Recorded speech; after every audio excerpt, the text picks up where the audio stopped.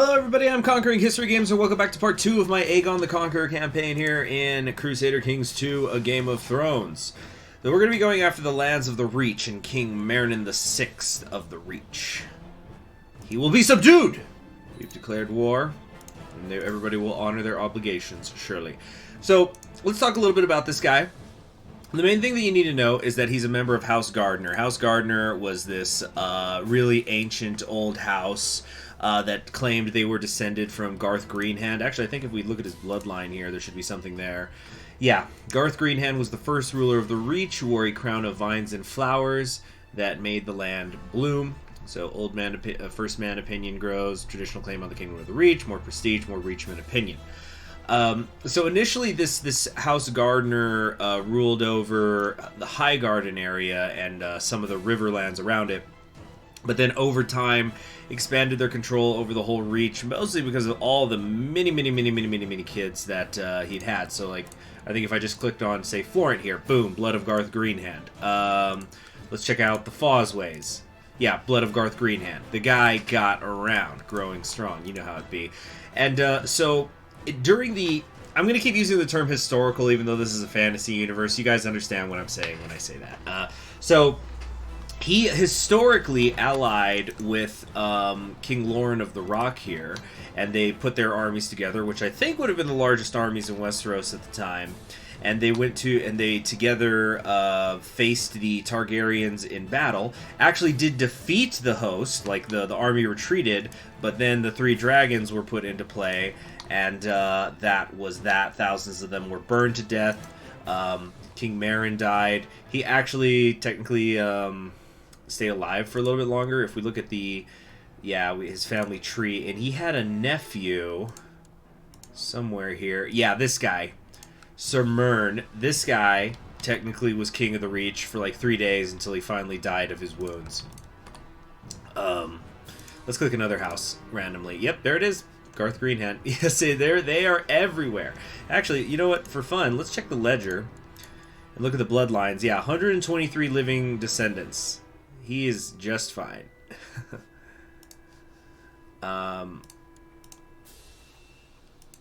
Okay, so we're going to go ahead and keep fighting. I think we can just send these guys to a dock somewhere and, yeah, just disband them so they're not using up our money. Clement Chestel has refused your demand for his fealty and has taken up arms. So that's up here at the Bram Fort. These little minor wars are going to get annoying real damn fast. Now I'm thinking about maybe putting Oris in charge of one of my armies. One of the wings of my army, but I guess it's not really that big a deal when you get right down to it. Alright, let's go ahead and disband those units so they can take it easy. Now, I don't know if there's going to be an event or something where he calls in the King of the Rock. Probably not. So this should be, in theory, even easier than the historical conquest. And we're just going to basically do the same thing each time. We're going to run for the capital if we can maybe see the king along the way. Because I think if we kill the king, maybe it's an automatic win to the war. I'm not entirely sure. We'll see how that goes. We can righteously imprison Lord Edric of Cape Wrath here. Let's not get involved in that sort of stuff. Oh, wow. They besieged Aegon's fort up here. You jerks. Too bad I didn't get my capital yet. That's a big army over there. Yep, Sir Merrin is in charge there, taking Blackheart. Oh, shoot. Alright to you, bad news from Dragonstone. This is a Lord Crispian Celtigar, depending on who you ask. The peasants are arming themselves because they're pissed with the taxes. Good freaking job, dude. Alright, so time for our own little field of fire. Outside of High Garden, no less. Dracarys. He tried to slay the dragon and failed. He was beaten back by the flames and severely burned. Whoa, what just happened? Did you guys see that? Didn't it look like something different? Yeah. Your enemy, King Merrin the Ninth of the Reach, was killed by King Aegon of Westeros' dragon. I guess he died of his wounds later. An enemy host is intent on encircling the castle. What shall we do? Who is this? This is Garth. Let's send the family into hiding, which means my brother Oris. But okay, clearly that's not enough. So now there's the Child King Garce, yeah, he won't just surrender though. So we're gonna have to burn this beautiful Highguard into the ground. And by the way, there's consequences for me doing these things. So for example, if we came over here to Storm's End, I believe that there is a modifier. Yeah, we've turned it into a wasteland, minus 30% local tax modifier and supply limit. So there's consequences, you know, when you drop a medieval nuke on them. Okay, so we rounded up everybody we can find in Highgarden. Let's go ahead and imprison the entire family, and that should easily give me the 100% that I need. Excellent. We could ransom everybody as well. That'd probably be worth quite a lot of money, actually. But no, instead what we're going to do, we're going to enforce our demands. And we have won. I think we still can ransom everybody, though. To get that money, baby! And also, we're collecting crowns along the way, which is fun. So we have, like, the Storm Crown here, the Ancient Crown of the Storm Kings. Now we have the Gardener Crown. The Gardeners actually had 2 crowns, funnily enough. There was, they had the Vine and Roses one, which was for peacetime. And then they had one that was initially Bronze Thorns, and then it was later turned into Iron Thorns for when they were going to war. Alright. So, another one bites the dust. Westeros will be united. Now we have to go deal with this Bramford thing. It's so silly, really. Okay, so we can go after Dorne. The Iron Islands are the Lords of the West. I think the Lords of the West are what we want to do. Yeah, King Lauren of the Rock. I don't think the Reach is going to help me out, actually. Yeah, they're doing their own thing. The Lords of Westeros now find me intimidating. The armies of the Reach are going to join me. You're damn right. What's this? The Gates of Old Town. The conquest of the Reach is complete. Highgarden now swears fealty to the dragon, and next we march to Old Town. So that's down here. Obviously, extremely, extremely important town. There, the High Septon of the Faith of the Seven, upon hearing of my landing in Westeros, fasted and prayed for 7 days under the dome of the Starry Sept in Old Town.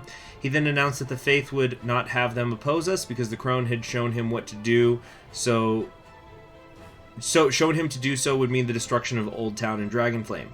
Lord Hightower heeded his advice and has opened the gates of Old Town to my host. If I were to now convert to the Seven, the people of Westeros would most likely cease to resist. But should I abandon the gods of Old Valyria, the gods that granted us dominion over the dragons?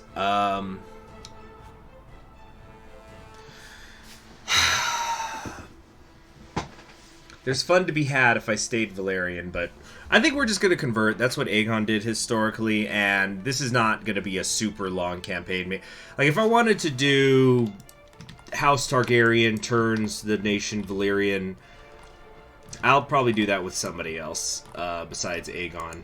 Make it slightly more of a challenge, or maybe do like a role play thing. Pick one of the pick like some Targaryen sort of in the middle of the the reign of the Targaryens, and have him decide. You know what? I want to put High Valyrians in charge of all of Westeros, like over every one of the kingdoms.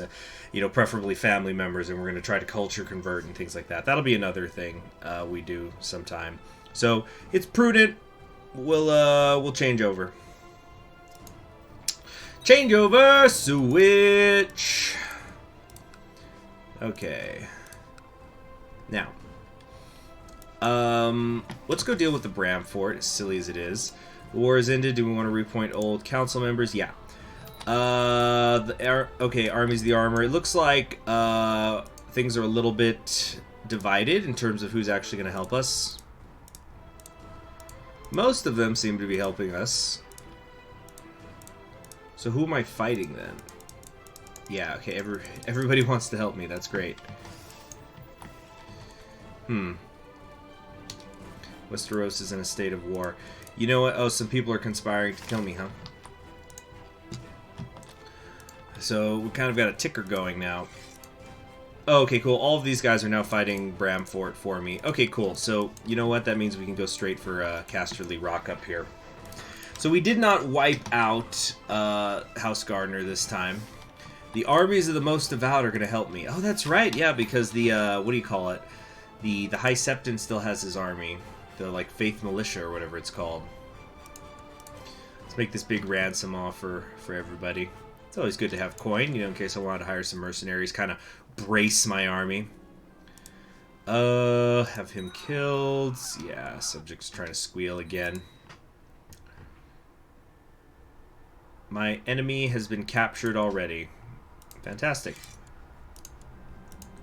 Good. Alright. Yeah, the Reach looks like a total mess. Ooh, that's a big army. I don't know where the king is, though. He was leading it personally for a second. Oh, yep, here we go. Once again, a battle outside of the capital. This is a young man, too. 24 years old. Just turned 24. He wants to see his house on the Iron Throne. That's fascinating. So he's an ambitious man. Well, can this ambitious man slay a dragon? Deploy! Dracarys. Yep, oh, wow, we actually didn't kill him. He got away, but our sister Visenya, managed to get the kill with her dragon. She used Vhagar to kill the King of the Rock. She wanted to get in on it, and I like that. I like that.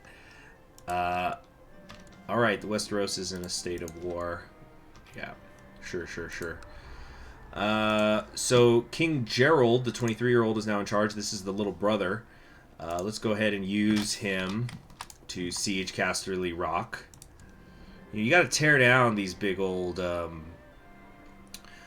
these big castles. You know, we don't want places that they can rally around in rebellion. We've rounded up everybody we could find. We're going to imprison the entire family. Oh, there's a young Joffrey Lannister and a Tommen. How about that? And so that's plenty for me to get the Rock. Jeez, this is going to be a 2-episode series? Another kingdom has been conquered. Who shall submit to the true Lord of the Seven Kingdoms next? Well, naturally, it's going to have to be freaking Harren the Black. The Iron Isles shall submit. There we go. Honor your obligations. Alright, Rickard Stokeworth is refusing. But the Lannisters know what's good for them. Alright. So, freaking... Let's talk about the context of why the Iron Islands are here in the middle of the Riverlands. What's this? Oh, those are the ruins of old stones. So, the Iron Islands used to be ruled by House Hoare. Now, House Greyjoy, which takes over it later, is around here. I think this is them down here. Yeah, on Pike. Lord Reaver Vicken of Pike. So, they eventually had taken control of the Riverlands. At this point, they had already been in charge for, I want to say, decades of the Riverlands. Like, they had a strong, firm grasp on it. Now, King Harren here had come into power at a very young age. I think he was a teenager, and he got to work on building Harrenhal, which is here north of the God's Eye. This is actually not their capital, but it's like a personal holding of House Hoare. So like this is the prince. I don't know if he's the heir. I don't think so. Anyway, so yeah, this is a personal holding that they have in addition to the actual capital over here in Nettlemont on the Iron Isles. So they spent decades and decades building this enormous, beyond belief castle, totally draining the Riverlands of resources to do it. Thousands died building it too. But then it's always had this... It ends up getting this reputation of being a cursed castle for a few reasons, one of which is that allegedly the exact day that the castle was finally completed was supposed to have been the day that Aegon landed in Westeros, which is going to lead to the downfall. So, so he ends up fighting in the War of Conquest. He fights against Aegon, and they have a battle which I think did they use guerrilla tactics? They had some sort of fight, and they actually inflicted a lot of damage to Aegon's forces, although they still lost because, you know, dragons. But then what ends up turning the tide is House Tully, which is right here, led by Edmund, ends up leading a rebellion of river lords against House Hor. So a lot of other houses join in. So for example, House Blackwood, one of the great houses of Westeros, and House Bracken join in, and there's others. I don't remember them all, but they all rise up. Pretty much, let's just say all the Riverlands. For all intents and purposes, all of the Riverlands rise up, and they march to Harrenhal, and then Harren the Black ends up surrounded in there. So the thing is, it's a huge, enormous castle. Like, you might as well think of like freaking Minas Tirith or something. And he knew he would be able to fend off anybody who attacked him, and he had years and years worth of food in there. And so Aegon, though, was still being a real sweetheart, and he says, tell you what, Harren, here's what we're going to do. If you surrender to me, you can still keep the Iron Islands. I want people to bend the knee. And then House Horse said, nope, not going to happen. And allegedly he then also said to the men inside the castle that he would give, like, I hope I'm remembering this correctly, but it was like, I will give all the daughters of all the river lords to whatever man kills Balerion. So night falls, then Balerion goes over to Harrenhal and burns it all, well, not to the ground, that's not the right term, but he melts the stone. His fire is so hot. And so everybody dies, including Harren and all of his children. And that was the end of House Hor. And the swords that he ends up taking from the conquest of Harrenhal are supposed to be the beginnings of the Iron Throne, which is so much bigger than it is in the books. Not in the books, in the show. Like in the show, I think there's even a scene. I only saw the first few seasons of the show, but I remember there's a scene where like Littlefinger is saying, "There's not 1,000 swords in there. There's not even 200." But in the, I should actually just pull up some Iron Throne art. Hold on. Okay, Iron Throne art. Let's see here. Give me a second. Here we go. So, like, wait, let me try to actually find some official art. Okay, this is taking too long. Let me just use something like this. But this is a little bit more of a... Is that supposed to be Cersei? But this is something that's a little bit more accurate. You know what? No, that's not good. I don't like that one. Oh, here we go. This is a famous one. Yeah, this is something a little bit more like the thousand blades that make up the Iron Throne. And also, as you can see, it looks much more deadly. You can understand why people get cut on it. Alright. I've been yada-yada-yada-ing. All that talking's probably going to have taken longer than it's going to take me to defeat Harrenhal. We have an Independence faction here. Macy Hook. Really, dude? I've destroyed 3 of the 7 kingdoms of Westeros in, like, no time at all. And Macy Hook thinks it's going to become independent. I know it's game mechanics, but they could be a little silly sometimes. I probably should... You know what? I'm kind of thinking about making the Kingdom of the Stormland and giving it to Orys. Let's wait until after the conquest to do that, though. The coffers of your loyal subjects are running dry.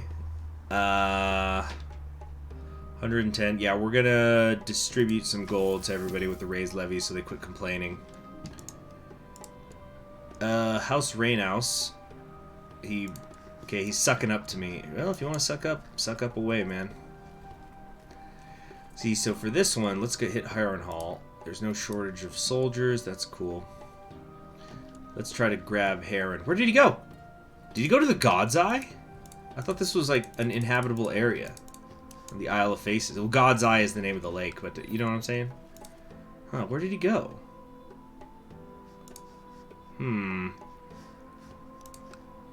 Wait, let's burn his great city, or his great castle, to the ground. And I think this actually just turned them into ruins. I think it's like a special mechanic for here. Or something. Could be wrong. Burned land. I'm not sure. Okay. Where is he? Did he retreat home? We've taken Herontown. All these small areas here. I don't know where he ran off to.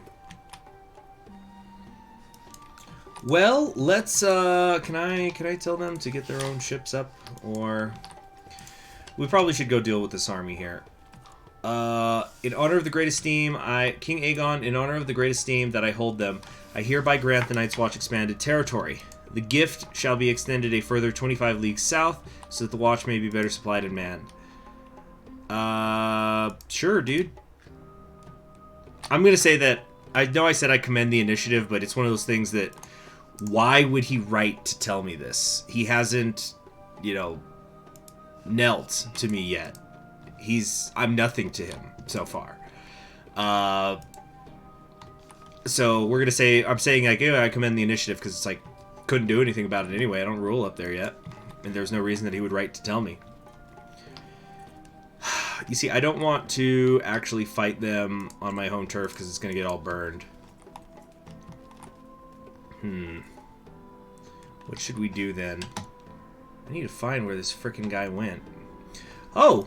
Okay, your enemy, King Harrenhal, has been captured by Lord Pewin Redwine of the Arbor. So he took some initiative and came up here. Alright. Now that's initiative I like to see.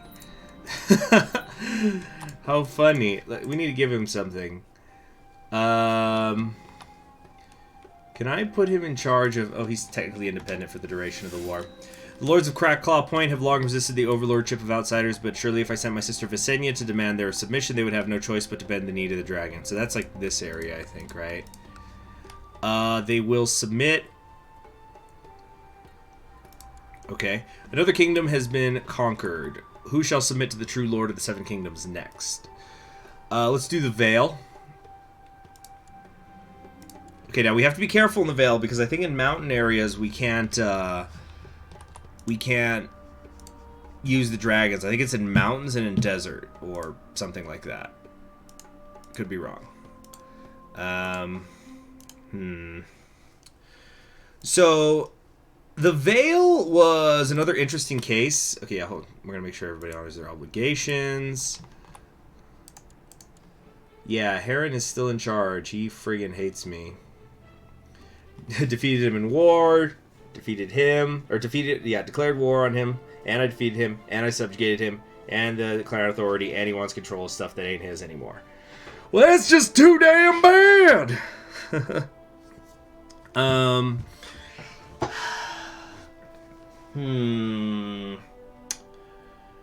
We're gonna... he's trying to build a war chest. For what? For war?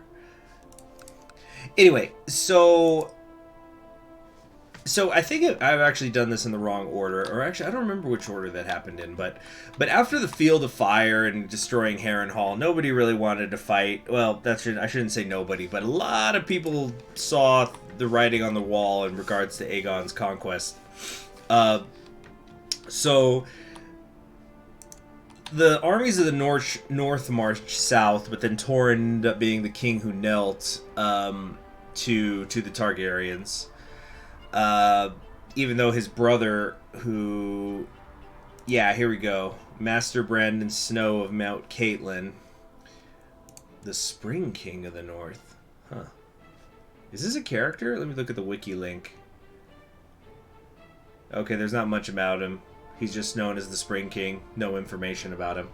Okay, so anyway, so Brandon Snow, there's a really cool cutscene in that book, in those books, where he's whittling arrows made out of werewoods, and so he was probably gonna try to kill the dragons. And I think he said he was gonna sneak over into the camp at night and kill the dragons, but then Torrhen ended up saying no. So, very interesting stuff. This guy.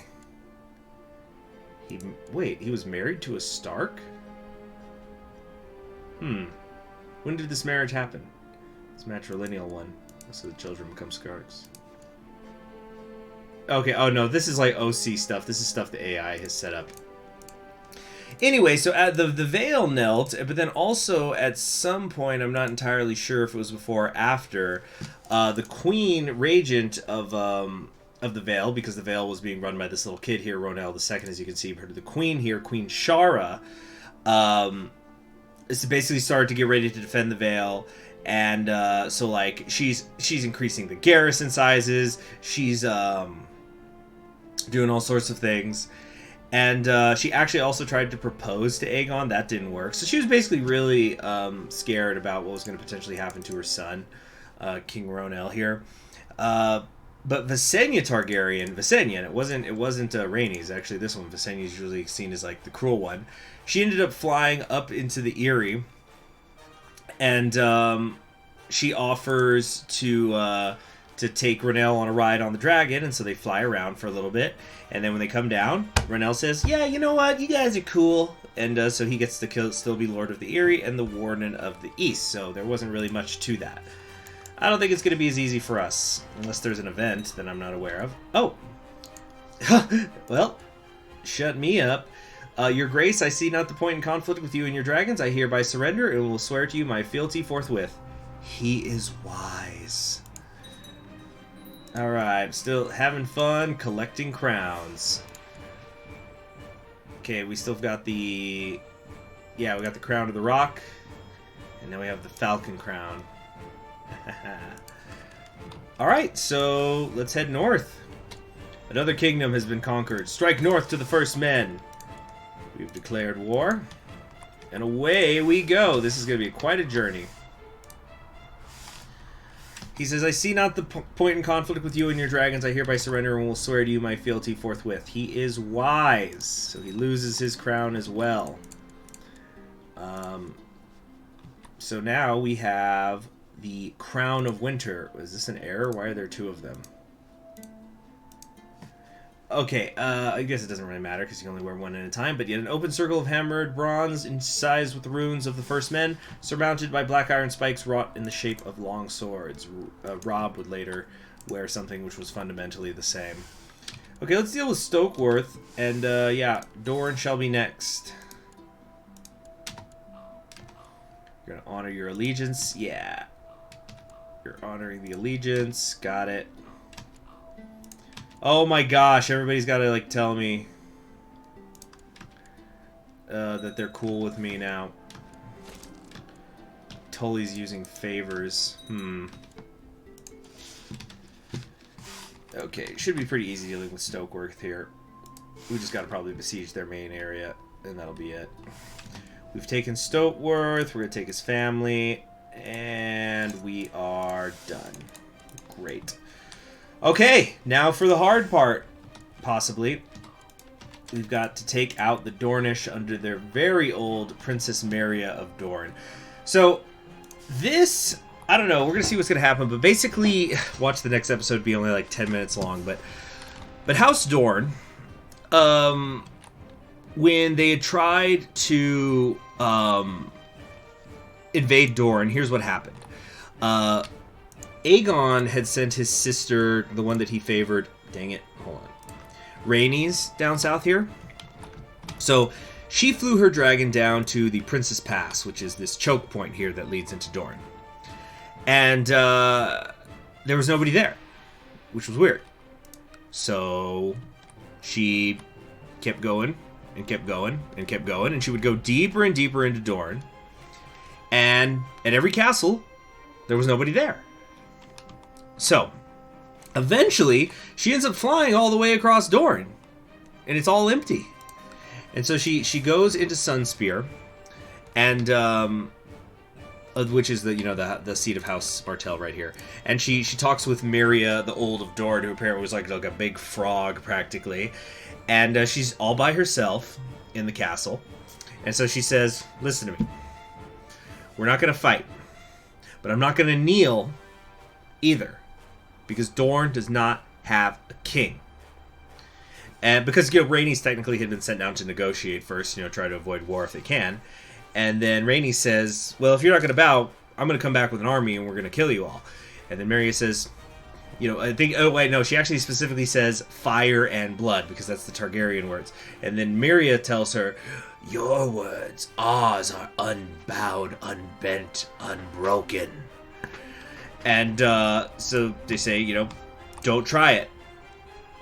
So afterwards, Aegon, at this point, just declared that he was the king of Westeros, and then later on, after he had himself crowned, I think, he then went on to fight the Dornish in the Dornish War, and they used a lot of guerrilla tactics, basically, which I guess I'll talk a little bit about next time as we head south into Dorne, but next episode might very well be the last one, unless we have some troubles, but we got to be very careful, because, yeah, I think on a lot of this terrain... We might actually use the terrain map mode for once. We're not going to be able to fight properly. So, like, this is mountain, mountain, mountain. What we might want to do is pull a little sneaky, get on the boat, and just run right to Sunspear. Although Sunspear is desert as well. We'll figure it out next time. I'm Conquering History Games, and I'll see you next time.